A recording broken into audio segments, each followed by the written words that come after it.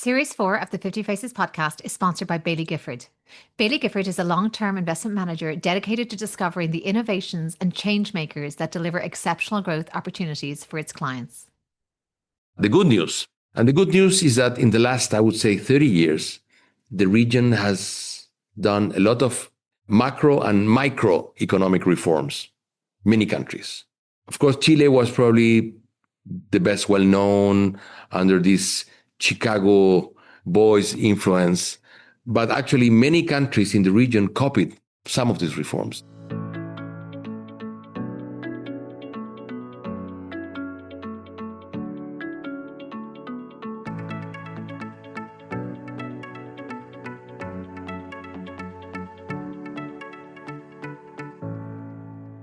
I'm Aoife Devitt, and welcome to this 50 Faces podcast live. I'm joined today in person in Santiago by Jose Manuel Silva, who is Chief Investment Officer and Managing Partner at LarrainVial Asset Management in Santiago. He has worked in finance for most of his career. Welcome, Jose Manuel. Thank you for joining me today. Thank you, Aoife. Thank you very much for being here. Thank you for traveling very far to the end of the world to meet with us here at LarrainVial. Well, I came across your podcast with Bloomberg and Marin Talks Money, found that absolutely fascinating, listened to it 3 times. And I wouldn't want to repeat necessarily all of what was there, but would love to build on it. I will put the link to that podcast in the show notes and also take it from that point onwards and look a little bit at the current situation around markets in Chile. But before that, as is typical in 50 Faces, we'll start with your background. And I'd love to hear where you were born, what you studied, and how you came to enter the world of investment. Yeah, okay. I was born in Montevideo, Uruguay, because my father was a diplomat. He was a Chilean diplomat. So he was ambassador in Montevideo when I was born. Then I lived for many years in Europe also. I was in school, in my high school in Geneva and Ottawa in Canada, in French schools.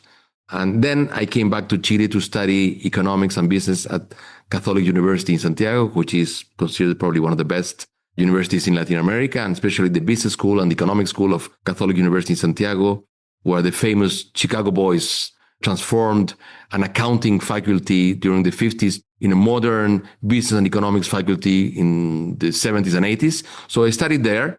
And then I began working with a fascinating man called Jose Piñera. That was late 80s. He had a free market magazine, which was very influential in the what we call the Battle of Ideas in Santiago, defending the free market reforms that the military government was doing and defending also a peaceful transition to democracy. And then I also worked as a business journalist at El Mercurio, which is the main newspaper in Santiago. I worked there for a year and a half. But after that, I decided that I wanted to do a career in finance. So I worked at Banques Trust in Santiago, Citicorp in Santiago, and I ended up working at LarrainVial, first as a head of research of the sell-side research department of LarrainVial Investment Bank. LarrainVial is a family-owned investment bank in Chile, 90 years old. And so we are very strong in brokerage. That was the origin of LarrainVial. And so we have a very strong research department in the brokerage unit, which I headed. That was my first job in LarrainVial. And after 6 years as head of the research department, Fernando Larraín, who is the CEO and grandson of the founder of LarrainVial, he asked me if I could come here to asset management. And I became the CIO of the asset management division of LarrainVial. During those years, we were managing close to $801 billion. Today, we are managing close to $8 billion. Quickly, before we move on to discuss market conditions, I always like to look in someone's past and ask what they bring from that into their role today. So spending time as a journalist, how do you think that affected your mindset as an investor? Perhaps 2 things, I would say. First, of course, is the importance of communications. I think that in the modern world, communications are very, very important. And to try to explain what you are doing to your clients and to explain it in a, I would say, easy way, because not using the financial jargon, which many times becomes too complicated and too difficult for a normal investor, for a person that is saving for his, to buy a house in a few years, etc. So we have a lot of retail clients. LarrainVial also is one of the largest private banking groups in Chile, but we have a lot of different clients, and not all of them are are financial specialists. So we try to communicate with them and to explain to them what we are doing and to explain to them when we commit errors and when we do it correctly. So that's one issue. The other thing is that more than as a journalist, that having been the son of a diplomat, that has allowed me to know that there is a very wide world. I have the chance to learn French and to learn English during my son of diplomat years. And that allows me to read a lot of things. I love to read newspapers and business magazines from all over the world. So I spend a lot of personal money and, being a subscriber to Financial Times, Wall Street Journal, Nikkei Asia, Le Point from France. So that has helped us, for instance, that has helped us here at LarrainVial Asset Management to try to have a more broader view of markets, of the influence of international macroeconomic trends in Chile. Chile is a small country in a very big world. And so we are very much influenced by what's happening abroad. We are a commodities exporter. And of course, as a commodity exporters, we are very much influenced by what's happening in Asia, especially in China. For instance, Chile is the largest copper producer in the world. And today, the largest consumer of copper in the world is China, by far. So we try to study a lot what's happening in China, what's happening in the US. Those are the two main influences in Chile. But since also we invest a lot in Latin America, we have around $2 billion in LATAM equities invested from here. And since also macroeconomic trends are very influential in Latin American assets, we try to study a lot what's happening in Mexico, in Brazil, in Argentina, in Peru from here. But since I think we have very good economists in Chile, many of them trained at Catholic University, I think we have a good analysis of what's happening in the region. That's, I think, part of what I'd like to get into is what do we, who are not in Chile, just look at the outside looking in, what do we maybe underappreciate or overlook when it comes to what's actually going on the ground, not only here, but in other Latin American countries? And just to give a sample, in the Bloomberg podcast, you spoke about the relatively low levels of debt to GDP. There you cited Chile at 40%, Mexico 50%, Peru 35%. So quite low compared to numbers we're seeing in the US. You mentioned the strength in commodities, monetizing those commodities, increase in high-end manufacturing activities, and then local debt issuance, just among some areas. But what would you say are the key factors that it's important to be on the ground to understand? Well, first that, of course, probably when you are an international investor and you do not live in Latin America, you only read the bad news and the political instability and inflation, etc. And you seldom read, because it doesn't sell a lot, probably, the good news. And the good news is that in the last, I would say, 30 years, the region has done a lot of macro and microeconomic reforms, many countries. Of course, Chile was probably the best well-known under this Chicago boys influence. But actually, many countries in the region copied some of these reforms. Chile opened its economy to be much more integrated to the world in terms of opening its markets, of allowing imports from all over the world coming to Chile. Peru has done something very similar. So you have a lot of new industries that have developed exporting to the world, not only copper mining. Copper mining used to represent 90% of Chilean exports in the 70s. And now they represent around no more than 50%, even if copper production has been multiplied by 7 or 8 in physical terms. And also copper has become a very key metal for energy transition and now for AI. So even with copper prices ahead, Chile has been allowed, because of the reforms it did during the 70s, 80s, and 90s, to diversify export base. And Peru has done something very similar. Mexico also did something similar when they signed their NAFTA agreement. And so they became much more integrated to the US economy. So for instance, now Mexico is a huge exporter of cars and car parts to the United States. Mexico has a very strong industrial base in El Bajío, in the central Mexico, but also in the northern part of Mexico, where you have a lot of plants that export to the US, and then they re-import from the US and they re-export from the US. So there's a big challenge there, what will happen with the tariffs, But Mexico has developed a very strong industrial base. exporting to the US and to Canada and also exporting to Latin America. Chile has a free trade agreement with Mexico, and Mexico has free trade agreements with many Latin American countries. And then, of course, you have Brazil, which is a giant by itself. Brazil is a $220 million inhabitants country with a huge GDP, with a huge internal market. And the Brazilians depend a lot on their internal market. But in the meantime, in the last 30 years, Brazil has become first an agro-industrial powerhouse. So it's the largest exporter in the world of soybeans, one of the largest exporters of meat in the world, one of the largest exporters of sugarcane, of coffee, of orange juice. So it's really Brazil. It's an incredible agro-industrial powerhouse.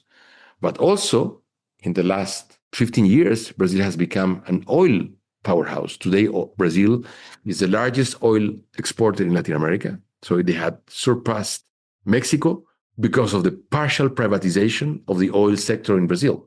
So Brazil is also a country that has reformed somewhat its economy in the last 25 years from the Cardoso government on. So now they have an independent central bank, which is something that happens all over the region. So central banks became much more independent, much more orthodox. That has allowed inflation to be under control, which was not the case always in Latin America. The only country where we have inflation not under control was Argentina until a few months ago. And the Milei government is doing its job, and they're bringing inflation down quite dramatically. We'll see what happens next in Argentina, but at least they're doing that. But now we have independent central banks or quasi-independent central banks in Mexico, in Peru, in Colombia, in Chile, in Brazil. And inflation in all those countries is quite low for historical standards in Latin America. Then in the case of Brazil, Brazil also privatized a lot of companies during the 90s. And they're still privatizing companies. They're also privatizing partially part of the public works, highways, which is something that also Chile pioneered. So in Chile, you have an incredible network of highways, toll-paying highways.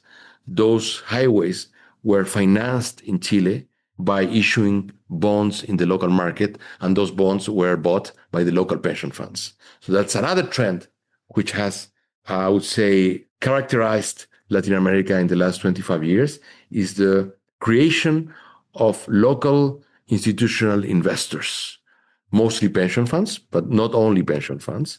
And that has allowed the region, for the first time in history, to have the availability of long-term funds in local currency. And that helps the governments, but also helps local blue chips, which finance themselves in the local bond markets. That's happening very strongly in Chile, in Peru, Colombia, Mexico. Those four countries have partially privatized the social security system through a private accounts system, which is accumulating a lot of money. The pension funds now in Mexico have around $320 billion. In Chile, they have around $200 billion. In Peru, they have around 30-something billion dollars. And in Colombia, they have around $100 billion. And in Brazil, even if you do not have this system, there's a lot of local institutional investors that manage a good amount of money.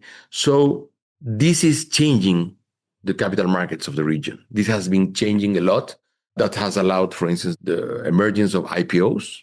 There's a lot of new companies entering the market in the last 25 years, new sectors.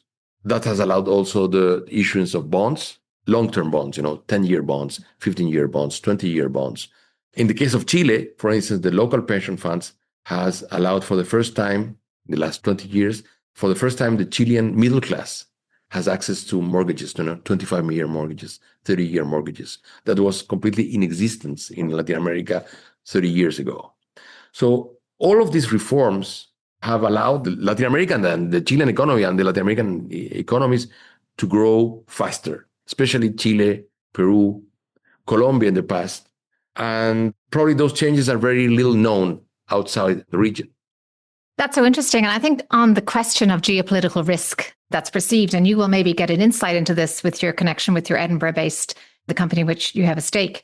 I suppose some of the perceptions, and it's interesting you brought up central bank independence, because that maybe was considered a given in Western democracies, and now that's very much under threat or under question mark in the US. So how much can these norms be sacrosanct? I suppose that might be a question that external investors might ask. The question of, you mentioned the privatization. They might ask about, there is some governments as they become more left-leaning, there could be a question, will there be renationalization, I suppose? And is that a threat to shareholder protection? How do you find the international investor understands risk around Latin America? And what would you say to some of those risks they might bring up? Well, I think that it's true that the region has always the risk of going back. One of the problems of the having a region is that we still have left-wing parties that believe that Cuba is a paradise. For instance, in the case of Chile, one of the presidential candidates for the presidential elections, which will happen at the end of the year, is a lady that was a former labor minister of this government, the current government in Chile, which is I would say, a left-wing government. And she belongs to the Chilean Communist Party. And the Chilean Communist Party is still a very orthodox. They still believe that it's a pity that the Berlin Wall fell. And it's a pity that communism is controlling half of the world. So that's a risk. But on the other hand, a few years ago, we had a referendum in Chile where this same left-wing government proposed to the Chilean population a new constitution, which was a very left-wing constitution. Actually, The Economist magazine described that proposal as one of the wokest constitutions ever written. And 62% of the Chileans said, no, we don't want that. So if democracy is preserved, if people are allowed to vote, which is not always the case in the region, because probably you do not have free elections in Venezuela or in Cuba. But in the rest of the region, democracy, I would say, is quite well entrenched with ups and downs, as in many parts of the world. The liberal democratic framework is under attack everywhere. But if people are allowed to vote, in general, people vote quite well in the sense that they do not want to have extremes. In the case of Latin America, for instance, I think what is exerting a lot of influence is the huge amount of Venezuelan immigrants that we have now in Chile, in Peru, in Colombia. And when those immigrants speak with their friends, we have around close to 1 million Venezuelan immigrants in Chile. For a population of 20 million people, it's a lot. Actually, now everywhere when you go to a restaurant, you can hear the Venezuelan accent, the Caribbean accent. It's very different from the Chilean accent. So you know when someone comes from Venezuela. And when you speak with them, they can tell you that the Chavez and now Maduro regimes have ruined probably what was the wealthiest country in the region. Venezuela sits over a lake of oil. Venezuela has one of the largest oil reserves in the world. Of course, in many countries in Latin America, that oil wealth was not always well managed. It was partially stolen by elites, which took that money out. And of course, that helped the arrival of someone like Chavez, who was a strong military guy who tried to do a coup. He was in jail and then he was pardoned and he won a democratic election, but he won and he said that he was a sort of a social democrat that wanted to change a few things. And really he was, I guess, an agent from Cuba. But in the rest of the region, I would say that democracy is very well entrenched. We can see what's happening in Argentina. Argentina, a guy like Javier Milei, who's a very strong free market politician, was elected because there's a large majority of Argentinians that are really fed up with what has happened in Argentina for the last 70 years, since General Perón created a very statist sort of capitalism where unions control the country, with monopolistic unions control a lot of things.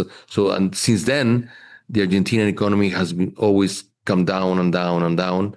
And suddenly there is an uproar in the Argentinian society that said, we don't want this anymore. We'll see what happens next, because these reforms are very difficult to do, because there is a lot of entrenched interests in people that live from government jobs, but they're doing interesting reforms, and that's under democratic rule. So I would say that Latin America has its risks, but on the other hand, too, it has many assets, wealth assets, like an incredibly wealthy endowment of commodities, but also human capital wealth. So education, university education is quite good in many countries. You had a lot of well-educated professionals in many type of professions. In Chile, you can find very good quality doctors, engineers, economists, lawyers. Most of them have graduate studies in the US or in Europe. So you have good human capital. And so I think the region is always trading at a discount. And now I would say at a huge discount from developed countries, especially the US. So part of the risk is in the prices. And that brings me to my last question on markets before we go to some personal reflections. So clearly, we've been speaking a lot about the US and its economic trajectory. And now we have this unprecedented tariff trade war, copper prices being under the spotlight.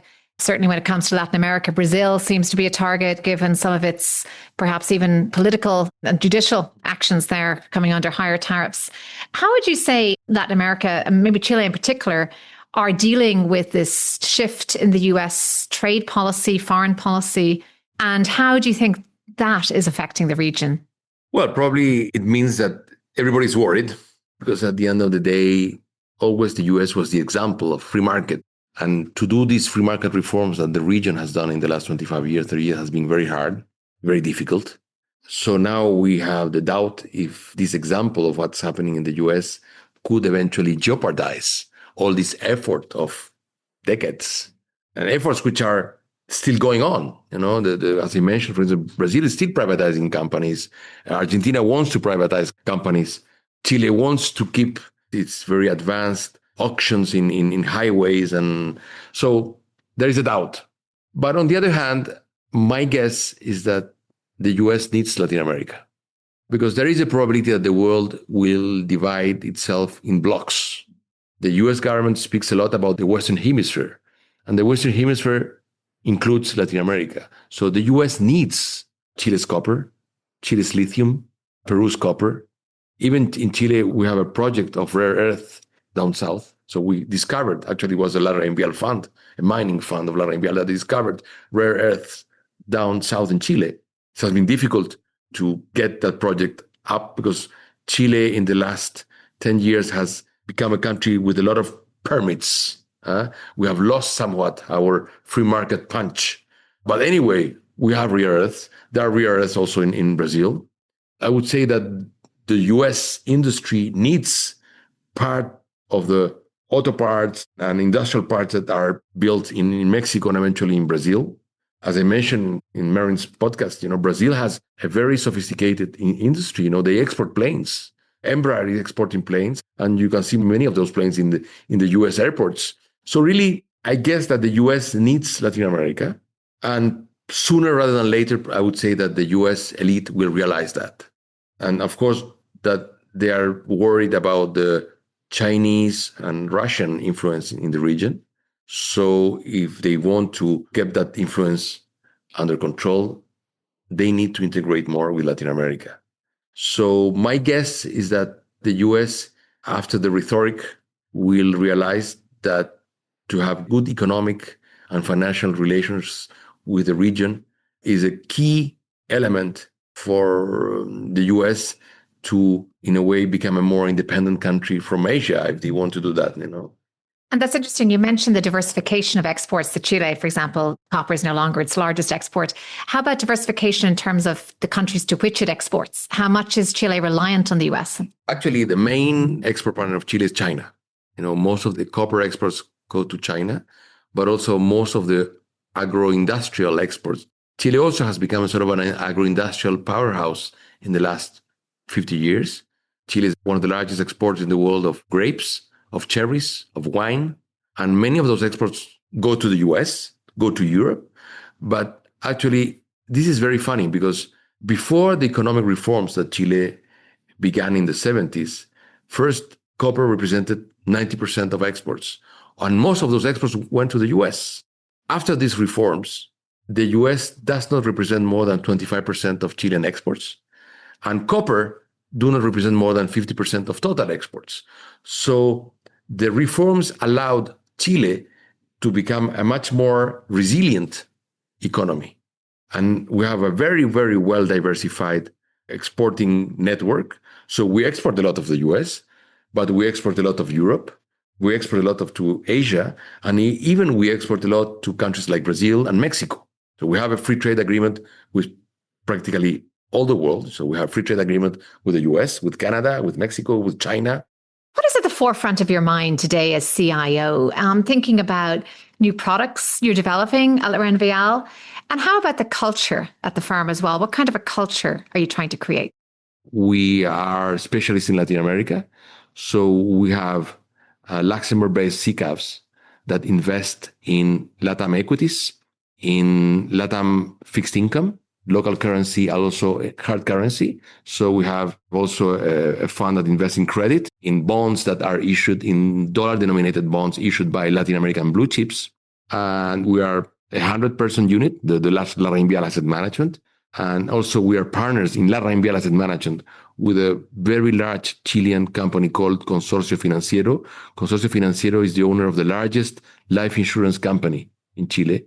So all their products that link life insurance with savings are managed by us here at LarrainVial Asset Management. Around $1 billion of money from Consorcio is managed by us here. And around $2 billion in LATAM equities is also managed from here, from this floor in the Titanium building in Santiago. This is the second tallest building in Santiago and one of the tallest buildings in Latin America. From here, we manage our CCAVs, our Luxembourg-based CCAVs. So we have a very strong team of PMs and analysts from here. And from here also, we have a 25% stake in a company in Edinburgh called Aubrey. Aubrey is a specialist in emerging markets, and they are really specialists in Asian emerging markets, and we are helping them complement their knowledge in Asia with our knowledge in Latin America. So I think we are building a very strong team with our partners in Edinburgh from Aubrey. We also have a lot of assets in Chilean fixed income because most of our clients have a portion of their assets in plain vanilla Chilean fixed income. Actually, Chilean fixed income has an interesting characteristic is that because of inflation, Chile created many, many years ago a second currency called UF, Unidad de Fomento, which is every month the UF adjusted by the CPI of the previous month. So in Chile, many things are expressed in UF, among other things, your mortgage. And many times you send your kids to a private school. Also, the private tuition is expressed in UF. So everything is kept controlled, protected from inflation. Most of the savings that are in the local pension funds are in UF. So when a company in Chile issues a bond in the local capital markets, most of those bonds are UF linked. So they are protected from inflation. Most of the bonds also issued by the government in Chile are UF linked, so protected from inflation. So that helps the savers to be protected. Even if Chile's inflation in general in the last 35 years, actually since the central bank became independent at the end of the 80s, that was the last reform by the military government, was the independence of the central bank. Since then, inflation has been always coming down and being very controlled between 3-4%. Actually, the target by the central bank is between 2 and 3. We had a blip now with COVID and all the fiscal policies that the Chilean government tried to do to avoid a very strong downturn during COVID. So that's what happened in many countries in the world. We had an inflation blip, but now it's coming down.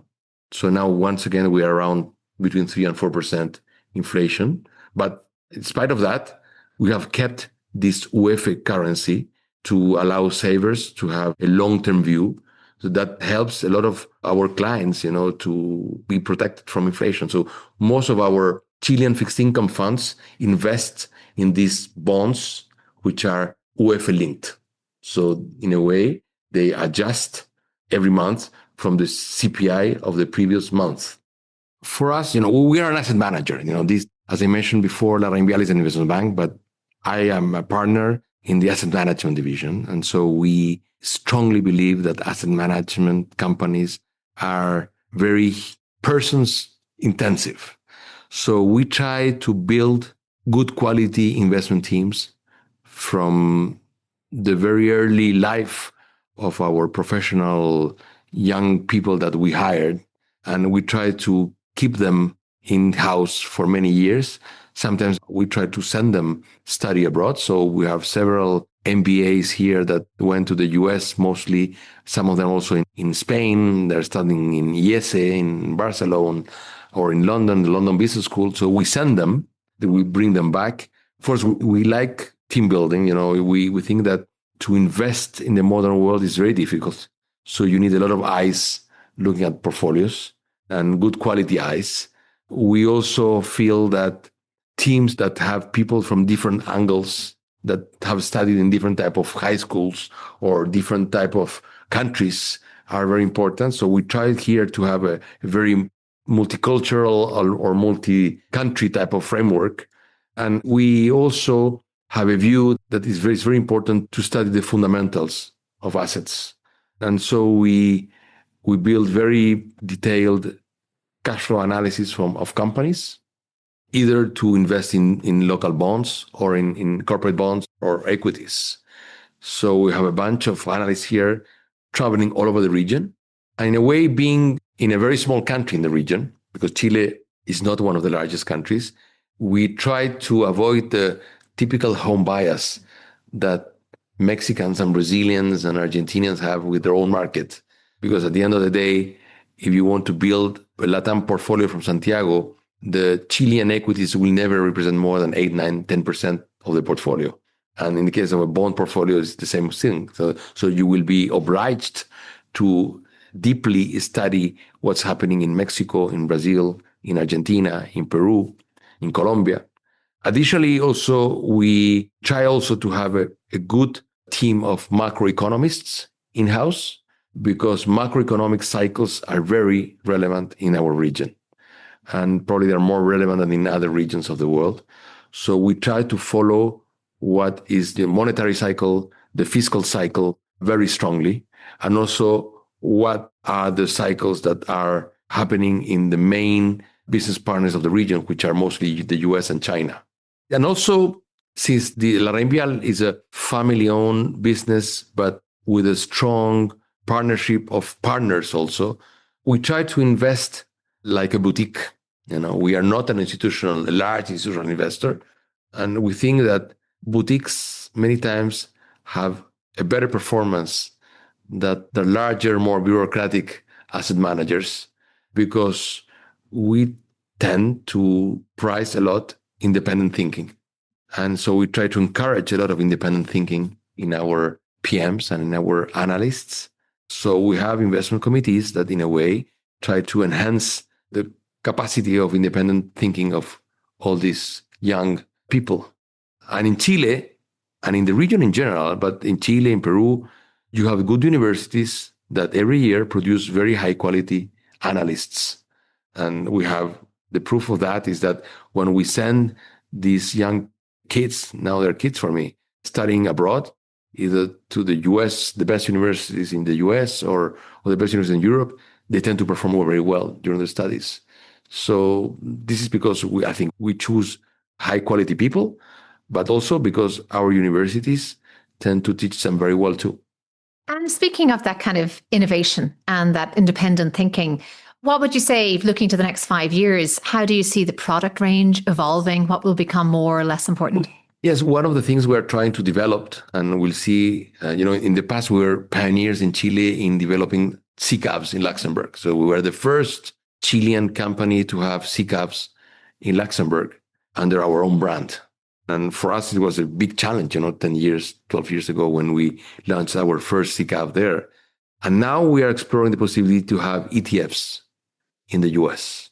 We would love to reach the US market with a family of LATAM-based and LATAM assets ETFs, actively managed, because these would be active ETFs. We have a very strong quant team too here.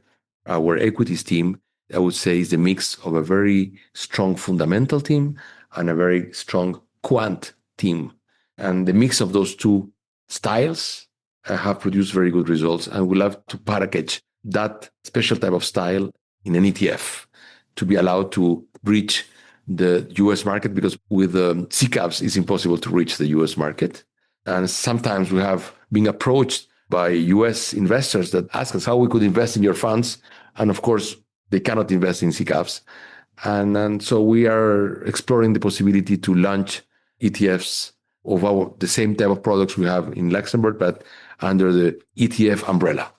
And just finally, then you mentioned corporate debt being quite exciting, US dollar denominated corporate debt. I know we've talked about that in the Spanish podcast, but anything you'd like to say about how you think that market will grow?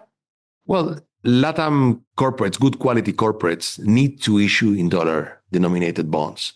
Even if in the last 10, 15 years, there has been a development in local markets, in local currencies, they still need to issue to diversify their financial sources of funds. They still need to issue in dollar denominated bonds. And those portfolios, when they are well diversified, when you have a good group of analysts, trying to avoid defaults, tend to yield very good, very well. Those portfolio of good quality corporate bonds in Latin America today yield between 7-8% in dollar, but with a low correlation with US assets. So probably one of the challenges we have in the future is to try to convince US investors and world investors to discover this asset class, which is good quality corporate bonds that issue in dollar denominated bonds. And as I mentioned before, we have a fund like that in our CCAV. And if you see the story of that fund and the story of that asset class, which has a 25-year story, is very interesting for any investor in the world, but especially for the investors from developed markets where yields are lower, but additionally where this type of asset can allow them to diversify their own markets. With a Trans-Pacific agreement, we have a free trade agreement with Europe. So Chile has a very diversified exported base, but of course, China is our main client in this moment. I'd love to now move to some reflections. So you've used the word resilience to discuss the Chilean economy. How about your own career? Were there ups and downs? We've charted the course of a changing economy that was probably the backdrop to much of your career. Any highs or lows or kind of lessons learned that you've internalized over that time?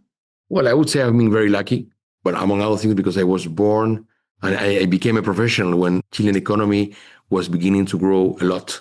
That opened a lot of opportunities to many people in Chile. It created a new middle class that was practically inexistent before.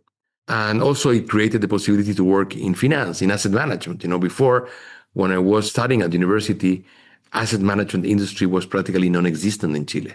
So now we have pension funds that manage close to $200 billion, life insurance companies that manage close to $80 billion, mutual funds that manage close to $100 billion, because the country became wealthier and also more open with regulations that are similar to what you will find in a developed country.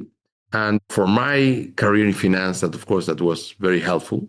But of course, what I have realized during my career is that you have cycles, that cycles are important, especially for a small open economy like Chile, which depends on commodity prices. Cycles are hugely important. And to be aware of those cycles, to be aware that those cycles happen and it can hit you very hard. For instance, the Asian crisis hit Chile very hard, at the beginning of the 21st century, at the end of 98, 99. Then you had the global financial crisis, of course, hit us quite strongly, even if Chile was quite resilient, among other things, because we had a very good banking regulation, which was enacted during the 80s, after a huge banking crisis that we had in 82, 83. So after that, Chile enacted a new banking regulation, which probably was more robust than what you had in the US before the great financial crisis. And then, of course, what we have realized in the last, I would say, 10 years is that also politics matter, that policies are not neutral, because Chile in the last 10 years probably have lost a bit its faith in free market economics. And so Chile has lost some steam in its growing momentum. We have much more regulations when you want to do a mining project, or as I mentioned before, we have these rare earth projects in the south, which has been stopped by very, I would say, bureaucratic regulations. So now the big challenge of the country and of the region is that to enact regulations that protect the climate, but without hurting growth. Because at the end of the day, Chile is still a middle class country with a lot of poor people whose net wealth or whose, I would say, whose future depends on growth, because growth creates jobs and jobs creates opportunities. That's the balance, of course, that all sustainable policies need to bear in mind. Any key people who have influenced you through the course of your career or life that you can mention? Well, one person that influenced me a lot was my first boss, who was a very well-known Chilean economist called Jose Piñera.